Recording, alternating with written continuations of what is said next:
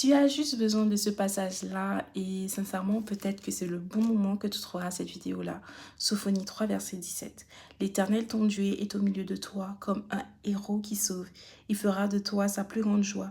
Il gardera le silence dans son amour. Il aura pour toi des transports d'allégresse. Voilà. Je ne sais pas si vous voulez que je relise à nouveau, mais l'Éternel, ton Dieu, est au milieu de toi. Donc, arrête de dire qu'il t'a abandonné. Il est là, au milieu de toi. Ok, il est comme un héros qui sauve. Il travaille dans le silence. Il agit dans le silence.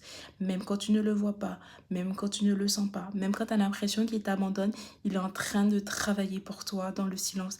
Et toi, tu sais pas ça. Ok, donc arrête de perdre espoir parce que l'Éternel est au milieu de toi et il est comme un héros qui sauve. Et en fait, tu es en bonne santé. Tu te lèves, tu te réveilles le matin, même si, ok, tu n'as peut-être pas la santé ce matin, mais tu t'es réveillé. Donc, si tu t'es réveillé, c'est qu'il a encore d'autres projets pour toi. Alors, ne perds pas espoir. Il fera de toi sa plus grande joie, d'accord? Il fera de toi sa plus grande joie. Donc, arrête. Je sais, c'est dur. Je sais, c'est compliqué. Je sais, personne ne te comprend. Mais le Seigneur, lui, il te comprend, d'accord? Il gardera le silence dans son amour, c'est vrai. Par moments, il ne va pas parler. Par moment, il va te laisser te débrouiller tout seul. Par moment, tu vas être là, mais Seigneur, tu m'as abandonné, je ne t'entends plus, tu ne parles plus. S'il ne parle pas, continue de faire ce que tu fais. Peut-être que pour le moment, ça va. Peut-être que pour le moment, c'est OK pour lui.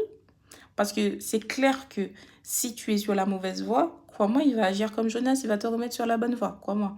Donc, s'il dit rien, continue de louer, de prier, d'adorer, de passer du temps avec lui, de méditer. Parce que si tu es sur la mauvaise voie, mais fais tout le temps cette prière quand même. L'Éternel, si je suis sur la mauvaise voie, conduis-moi sur la voie de l'éternité. Parce que comme ça, si vous êtes comme Jonas, il vous a demandé de faire quelque chose et que vous avez désobéi, vous vouliez aller à Tarsis au lieu d'aller à Nénive, bah, au moins il vous remettra sur la voie pour aller à Nénive, d'accord? Et si vous ne connaissez pas cette histoire, je vous invite à aller dans ma playlist de Jonas où du coup on a médité sur les livres de Jonas. Il aura pour toi des transports d'allégresse. Donc tout ça pour vous dire, j'ai l'impression que enfin, tu as l'impression, ou j'ai l'impression aussi, c'est vrai que j'ai tourné autour du même sujet, mais c'est vraiment un message d'espoir. C'est vraiment un message pour te dire, tout va bien se passer. Tout va rentrer dans l'ordre. Même si tu as l'impression que rien ne va actuellement, mais en fait, ce sont des épreuves que tu dois passer pour acquérir le caractère que le Seigneur attend de toi. La femme, l'homme de Dieu que tu dois être, tu es obligé de passer par là. Donc, ne perds pas espoir et vraiment, confie-toi à l'Éternel de tout ton cœur et il te donnera ce que ton cœur désire. Sur ce, je t'envoie, parce que c'est pour quelqu'un cette vidéo-là, je t'envoie plein d'amour, plein d'argent et surtout prends soin de toi et n'hésite pas à t'abonner.